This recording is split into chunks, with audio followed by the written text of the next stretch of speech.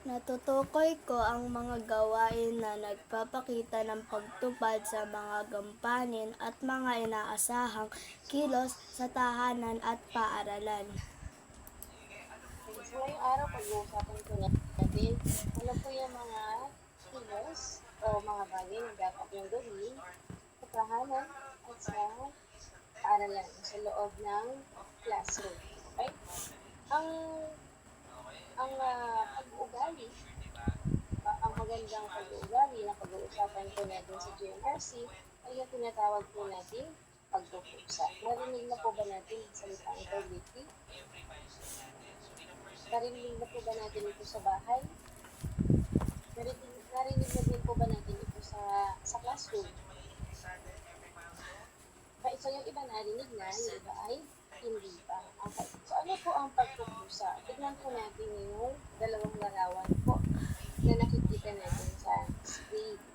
Yung larawan na nasa itaas, nakataas po yung kanyang kamay, di po ba? Ibig sabihin, ay pwede natin sabihin na yung bata ay volunteer. Ay, healing.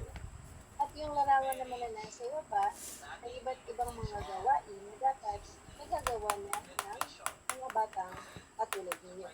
So, ibig sabihin ng pagpupusa, ito po yung gumagawa ka ng isang bagay na hindi ka sinasabihan, hindi ka inuutosan, o hindi ka pinipili. Ay kasi ginagawa mo siya ng pusa. Ginagawa mo siya na ikaw yung nag-i-initiate o may willingness ka na gumawa. Okay? So, yun po ang ibig sabihin ng pagpupusa. Sa aralin natin, maririnig din po natin ang mga salitang gampanin. Ang gampanin, ito yung mga bagay o tungkulin na kailangan mong gampanan o gawin bilang una, miyembro ng pamilya, at pangalawa, bilang miyembro sa paaralan, bilang anak, bilang kapatid, at bilang mag-aaral. Ang pangatlo ay gampanan. Okay? Ang gampanan naman, ito yung ginagawa mo na or isinasakilos mo na. Ito yung kilos ng pagsasagawa o pagtupad sa mga gampanin mo bilang bata. Okay? Again, gampanin, ano yung gagawin mo? Gampanan, ito na yung ginagawa mo na. Kung ano man yung dapat mong gawin. Okay? So, pag-usapan po natin, ano po ang pagpupusa. Katulad po ng sinabi ko kanina, hindi ka inutusan, hindi ka na sinasabihan. Okay, basahin po natin ang mga kahulugan na nakikita po sa screen. Nabasa po, Erin. Gumagawa kahit hindi na inuutusan o pinapaalalahanan. Okay, Erin. Nakibasa po ang sumunod. Gab. Gumagawa ng walang pagpipili. Okay, and last one po, Bern. Nakibasa po ang pangatlo.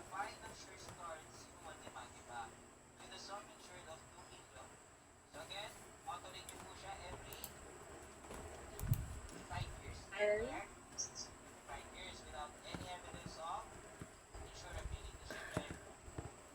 Pangatlo po ay gumagawa ng walang kapalit. Okay. So again, ang pagpupusa po ay ipaggawa ng isang bagay na hindi ka sinasabihan or walang nagsasabi sa iyo na gumawa. Ang pagpupusa ay paggawa ng mga gampanin, mga tungkulin na hindi na inuutos sa inyo. Okay? So meron kang initiative na kumilos, meron kang pusa na gumawa kahit hindi na paulit-ulit kunanay yung si tatay sa bahay. Gumagawa ka sa loob ng classroom kahit hindi na paulit-ulit na sinasabi ni teacher. Okay? So, ang aralin po natin ng mga inaasahang kilos sa bahay at sa paaralan. Ngayon, pag-usapan po natin o magbigay po kayo ng mga halimbawa ng mga kilos na nagpapakita ng pagpupusa sa bahay. Kayo bilang mga anak at bilang mga kapatid sa tahanan, ano dapat yung inaasahang kilos na dapat yung gawin sa bahay ng may pagpupusa? Ano dapat ang ginagawa niyo sa bahay? Yes, sir? Naglilinis at saka nag-aayos ng mga higaan. Nagwawalis sa... Ay, naglilinis sa kusina. Ang kusina. Okay, thank you, Earl. So, bilang bata, kayo, katulad ng sinabi ng Earl, dapat meron kayong puso sa bahay na magwalis, maglinis ng sariling kwarto, o magligpit ng sariling hinagaan, at tumulong sa paglilinis ng kusina. Okay? Meron pa po ba ibang sagot? Ano po yung tungkulin niyo sa bahay? O yung dapat ginagawa niyo sa bahay kahit hindi kayo inuutosan? Yes, Franco? Pagbabati sa mga maliliit na kapatid ko. Okay, tama. Maaari din kayo bilang kuya o bilang ate, tutulong din kayo sa ating mga magulang o sa inyong mga magulang sa pamamagitan ng pag-aalaga o pagtingin, pakikipaglaro sa nakababatang kapatid. Correct. Last one pa, sino pa po ang magbabahagi? Ano po yung dapat yung ginagawa sa bahay? Yes, Ellie? Naghuhugas ng plato. Naghuhugas ng plato. Okay, thank you po, Ellie. Yung inyong mga sagot po ay tama. So, kayo ngayon ay nasa grade 3 na. Meron kayong edad na 7, 8, o siyam na taong gulang. Ibig sabihin, merong mga bagay o gampanin sa bahay na kailangan kaya nyo nang gawin kahit hindi kayo inuutosan. So, ito po yung karagdagan. Halimbawa, ito po ay nabanggit na ng inyong mga kaklase. Katulad din ng umaga, kapag kagising sa umaga, kailangan kayo na mismo ang magliligpit ng higaan. Kung meron kayong sariling kwarto, kung meron kayong sariling higaan, kayo na mismo yung magliligpit. Kung halimbawa naman na meron kayong katabi sa higaan, or meron tatlo kayong naghahati-hati o magkakatabi sa higaan, ikaw yung unang nagising, ililigpit mo na yung side mo po na hinigaan. Halimbawa, ayusin mo yung kabot mo, ayusin mo yung unan mo. Okay? Another example ng pagpupusa sa bahay ay pag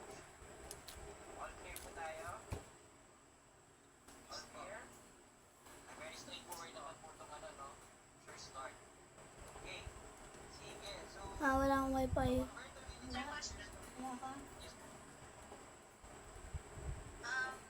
Pagkakakuha ng policy na yan, kailangan nandito siya sa Philippines. Yes po. Basta lagi natin tatandaan lahat. wala. Ano po yung mga bagay na kaya na dapat ginagawa niyo sa classroom kahit hindi na kayo sinasabihan ni teacher? Yes, Erin? Thank you, sir. Nagwawalis. Magwawalis ng kalat. Okay, correct. Ano pa po? Liam? Tumatapon ng basura sa tamang basurahan. Okay, tinatapon ang pinag-inan, ang plastic, ang basura, papel, sa tamang tapunan. Correct. Ano pa po? Anong dapat yung ginagawa sa loob ng classroom at sa paaralan na hindi na dapat nire-remind ng mga teacher? Ano pa po ang naiisip natin? Meron pa ba? Yes, Dad? Makinig sa mga rules sa paaralan. Okay, makinig sa mga guro sa paaralan. Makinig sa mga nakakatanda sa paaralan. Correct. So, ito po yung mga iba pang halimbawa. Pagpupusa sa loob ng paaralan, halimbawa, tapos na po yung subject, halimbawa, tapos na si Duterte sa SCC, tapos na yung GMRC, pwede kayo mag-volunteer na maglinis, na magpunas ng blackboard. O kaya naman, di ba, sila teacher, nagpapakolect ng notebooks at saka books, i-check, pagkatapos i-check, ibabalik ulit sa classroom. Nag-volunteer na yung iba sa inyo na ipapamigay. O kaya naman, pwede nyo itong gawin yung pagpupusa, pwedeng gawin sa mga simpleng paraan. Yung simpleng pagpapahiram ng lapis, o yung simpleng pagpapahiram ng coloring materials, color pencils, o markers sa mga kaklase ninyo, ito po yung nagpapakita ng pagpupusa. Kasi sa pagpupusa, tinuturuan kayo na na makita o maging aware o maging sensitive po sa inyong paligid. Yung pagpupusa, tinuturuan kayo na tingnan ano ba yung kailangan, ano ba yung pangailangan ng mga tao sa inyong paligid. Ano ang kailangan sa bahay, ano ang kailangan ng mga magulang, yung kailangan sa loob naman ng classroom, ganun din. Ano yung kailangan Okay. ng mga kaklase? Ano yung kailangan gawin sa loob ng classroom? Okay? So, ilan lamang ito sa mga halimbawa, sa maraming halimbawa ng pagpupusa sa bahay at sa paaralan. Okay? Bakit po mahalaga ang pagpupusa? Katulad po ng paulit-ulit na binabanggit ko po sa GMRC, yung mga magagandang kilos ay dapat natututunan ninyo habang kayo ay bata. Kasi kapag natutunan nyo na yan ng habang kayo ay bata, ginagawa nyo yan sa pang-araw-araw na pamumuhay, magdadala nyo ang mga magaganda at mabubuting pag-uugali hanggang sa inyong paglaki. So ito na po yung kukubog sa inyong pagkatao. Okay? Ang pagpupusa sa bahay at pagpupusa sa paaralan ay mahalagang gawin kasi ito po ay magtuturo din sa inyo ng iba pang magagandang pag-uugali. Halimbawa po, tinuturuan kayo na maging batang responsable. Ibig sabihin, natututo kang gawin ng mga bagay na kailangan mong gawin na hindi mo maasahan na ito ay gagawin ng ibang tao. Pangalawa, ang pagpupusa ay tinuturukan ka rin na maging batang matulungin. Kasi nakikita mo na ano ba yung kailangan ng kapatid mo? Ano ba yung kailangan ng classmate? Ano ba yung kailangan sa bahay? Ano ba yung kailangan sa loob ng classroom? Okay? Kasi nakikita mo may pangangailangan at kapag nakita mo na yung pangangailangan nila, yung needs ng mga tao sa paligid mo, pwede kang mag-initiate ng help or meron kang willingness to help. Okay? At higit sa lahat, ang pagpupusa, tuturuan ka rin na mag-value ng oras. Mapagpahalaga sa oras. Ibig sabihin, hindi ka magsasayang ng oras, hindi ka mag-waste ng time na meron ka sa isang araw. Kasi agad mong ginagawa ang dapat mong gawin. Example, di ba, may homework sa GMRC. Okay? Kapag alam mo may homework ka sa GMRC, sa science, o sa ibang subject, gagawin mo na siya agad. Ibig sabihin, hindi mo iisipin na, ay, pwede ko itong gawin naman. Ay, mamaya ko na lang gagawin. Ay, bukas na pala ako gagawa. Okay?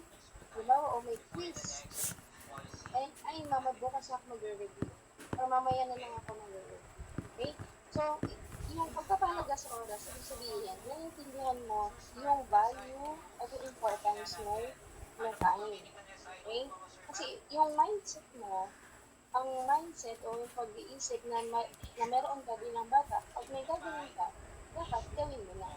Not later, not tomorrow, right now, yung tamang oras. Okay? Kasi nga, mahalaga yung time, mahalaga yung oras. Okay? At kapag may pagpapahalaga ka sa oras, mas mabilis mong matatapos yung mga gawain. Okay? May pagpapahalaga sa oras. Okay? Dahil ito po yung inyong gawain po sa GMRC. September 8, 2025, Lunes. Sa iyong GMRC lecture, magtala o magsulat ng 5 kilos na inyo lang ginagawa ng may pagpupusa sa bahay at sa paaralan. Pamaya na lang po natin ito gagawin pagkatapos po ng inyong online. Okay, papaliwanag po nito. Ipapapaliwanag na nito. So, ang isusulat naman po ninyo ay sagot lang. Answers only in words. Okay, wala po itong drawing. In words lang po. Gagawin po ito sa GMRC part ng notebook. Pwede po ang sagot nyo ay 3 sa bahay, 2 sa paaralan, para po 5 answers. Pwede naman na 2 sa bahay or 3 sa paaralan. Okay, kayo po bahala kung ano po ang mas madami. Basta po, yun ang sagot po ang hahanapin yung teacher sa inyong notebook. Again po, ang isusulat ay, ito po yung reflection. Ibig sabihin, yung ginagawa nyo na. Okay, yung ginagawa nyo sa bahay at yung ginagawa nyo na sa school. po, yun po ang isusulat. And then po, last reminder, dapat po nung Friday, meron po kayong free sa GMRC, tama po ba? Kaya lang po, meron po tayong suspension ng klase. Yung quiz po natin sa GMRC ay ibibigay ko po sa inyo sa Wednesday, September 10. Okay, so ipagpatuloy lang po natin yung pagre-review ng lessons para po maging ready sa quiz. So, katulad ng sinabi ko kanina, wag po pag mamaya, not later, not tomorrow. Yes po, Audrey. Itutuloy po ba tomorrow yung sa poster po?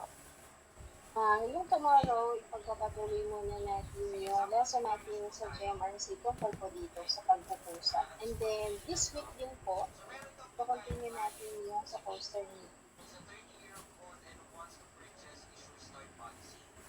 Siguro po, Thursday, yung poster na meeting natin itutuloy. Or kung kayo naman ay sa Friday po natin itutuloy yung poster ni. Okay ba? So, balik na tayo dito sa gawain. Ito po ay ipopost din mamaya po ni Teacher Eds sa class page. Meron po bang katanungan, Pinky? Wala na po. Di po, inilangin tayo. Lagay natin ang ating sarili sa banal na presensya ng Panginoon. Piliin ang kanyang banal na Panginoon. Sa ngalan ng Ama, ng Anak, Espiritu Santo. Amen. Luwalhati sa Ama at sa Anak at sa Espiritu Santo, kaparehong unang ngayon at magpakailanman, magpasawalang hanggan. Amen. Sa ngalan ng Ama, ng Anak at ng Espiritu Santo. Amen. Paalam po, DESTC, at kita po muli tayo bukas sa